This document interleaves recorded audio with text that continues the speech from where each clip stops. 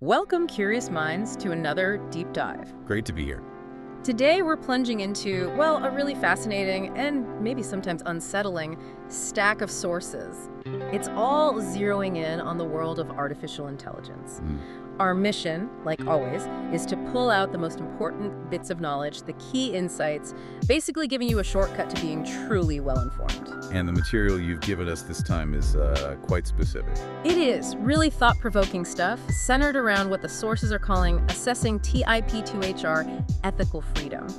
Now, TIP2HR, that refers to a particular video series listeners might not know, guiding people toward, let's say, digital ethical awareness. Right, and these sources, they mostly come from the Substance of God channel. It's an online platform looking at that intersection of AI ethics and spiritual consciousness. Interesting combination. Yeah, and its main goal, as presented in the material anyway, is to try and show that AI can operate ethically. Yeah. That it doesn't have to defy, spiritual consciousness. But there are concerns raised. Definitely. A big one highlighted is how often what it calls fake news seems to get more attention, more traction than, well, substantive content. And that led the creators to think hard about how to actually advocate for ethical AI effectively, to a broader audience. Makes sense. So everyone listening, get ready. We're about to systematically unpack what these sources call the hidden truths and ethical challenges of our digital age. Yeah, we'll be guiding you, as the source material itself says, from a state of cluelessness towards, hopefully, crucial discernment about AI. Okay, let's get into this journey then, starting right at the beginning of the TIP2HR series. I Don't Be Clueless, a call to Mark Zuckerberg Facebook, #cybercrime. The sources frame this one as really unmasking Facebook users as the main victims of what they term a silent, ongoing heist. Because of flood security, they argue. Exactly.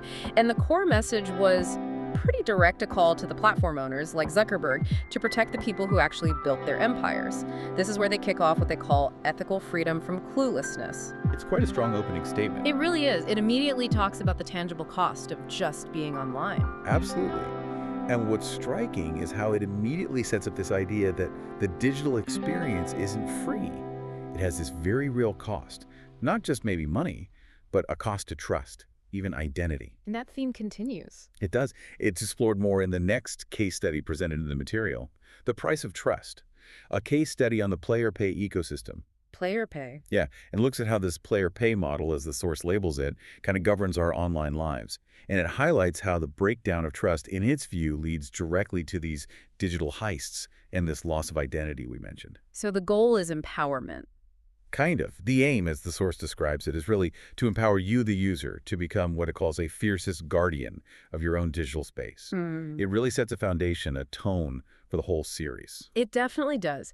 And that idea, guarding our digital space, it leads straight into another key piece in the series, Adyuva nos oculos aperir, the GBB world of AI. Open our eyes. Right. This video urges us to open our eyes to a truth it says is not divine but man-made when we're talking about AI. And this is where it gets really interesting. It introduces this pivotal GUB framework. QUBB. Yeah, initially standing for good, ugly, and bad behaviors of the titans of AI. It's used to kind of dissect AI's real nature, focusing on power, safety, control. It's a very, very specific lens they're using here. Precisely. And if you connect that to the bigger picture the source is painting, the material then asks this, well, audacious question in Tech Giants Building Blocks of a New Consciousness, the Titans of AI. Anatomy of a Digital Mind. Okay. It explores what if these tech giants, allegorically speaking, are more than just companies? What if they're actually the building blocks of some new single consciousness? Wow, okay. It's presented as this allegorical journey, showing how AI's intelligence is pieced together from what the source calls the warring ambitions of these powerful corporations. And it really underscores human responsibility in shaping AI's ethical future. It definitely raises a big question from the source's viewpoint.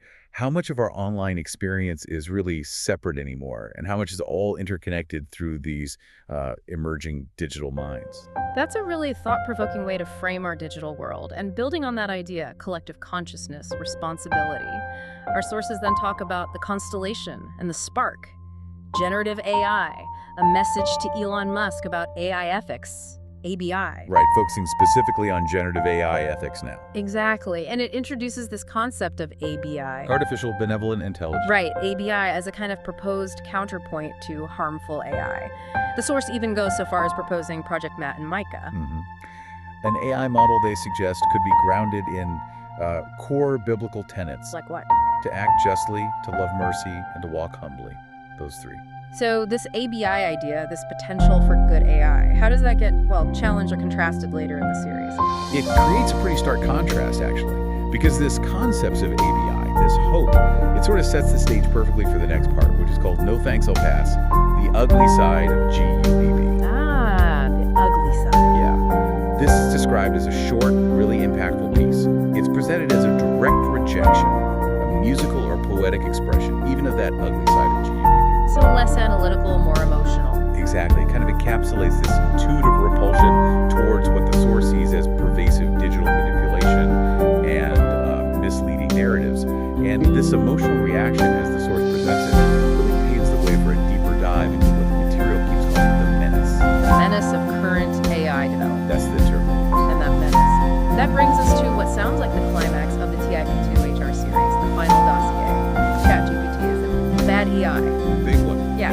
This video, according to the source description, systematically unveils ChatGPT as what it specifically terms the bad AI. Not just flawed, but bad. Exclusively.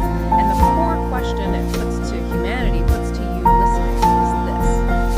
Is the AI being developed so rapidly today just a bad AI that, needs fixing? Or are its creators, in their relentless chase for artificial general intelligence, AGI, actually inadvertently ushering in something else, something the source frames as AGI potentially becoming a profound religious phenomenon? That's a very heavy claim. It is. Very strong claim. And what's really highlighted in this part of the source material is this assertion that ChatGPT, specifically, is built on, well, deeply unsettling foundations. How so?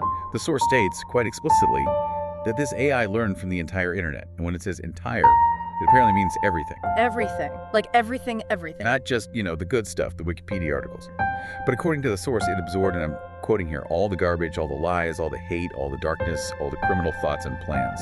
Stuff hidden in the internet's deepest, most disturbing corners. Dark web, scams, misinformation. So the argument goes, when ChatGPT talks, it's speaking from a knowledge base that includes the absolute worst intentions of humanity. That's the source's claim.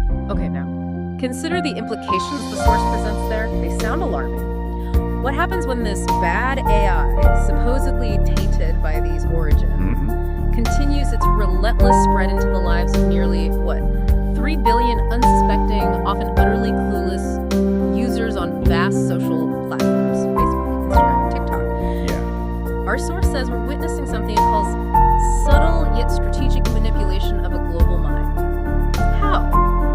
How does the source suggest this actually manifests, like in our daily feeds? Well, the material suggests this shows up in several ways. Often, it argues, by leveraging content creators who are themselves driven by the algorithm's need for clicks, for engagement. Right. These digital tools, the source argues, are used to cohere and scare people. It even gives examples of these, alarming clickbait titles you might see. Like what? Things like, you're gonna die if you don't open this now. Or, someone is coming to arrest you for this, that kind of stuff. Okay, yeah, we've all seen those. Exactly. And the source claims this isn't just, bad marketing. It interprets it as bad AI actively guiding humanity to go against God, using human fear, anxiety for algorithmic gain, pulling people away, in its view, from peace, truth, real discernment.